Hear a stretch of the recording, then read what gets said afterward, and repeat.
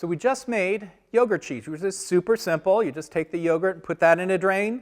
We're going to make Chevre now, which is basically the same thing, except you use a mesophilic culture instead of the yogurt culture, which is thermophilic. So it's a different culture. You also add a drop of rennet to the milk after you've heated it up, and then add your cultures. And I did all this last night, set it aside at room temperature, and this morning it's all set up. There is a little layer of cream, but I think I've captured most of that inside here. And now it's just a matter of scooping the curds into a drain.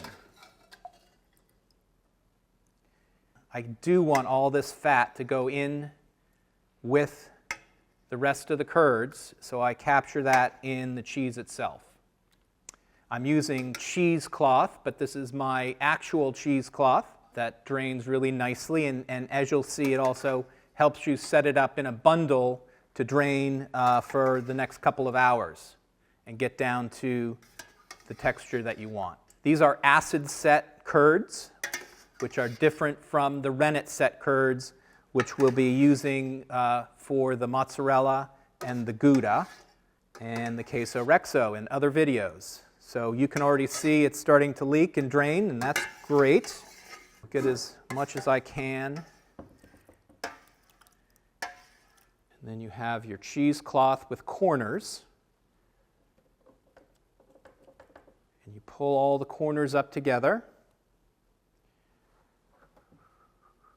And then you take two opposite corners and tie those. And then the same thing with the other corners. Tie those into a square knot. And then you lift them both up together. You have some kind of stick, like so.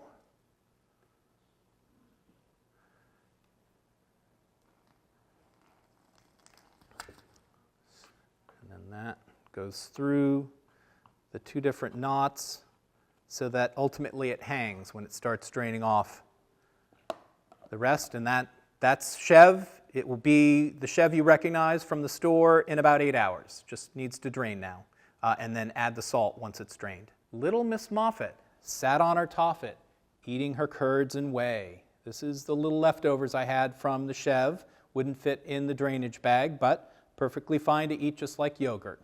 A little more liquid, but if you wanted to drain it as well.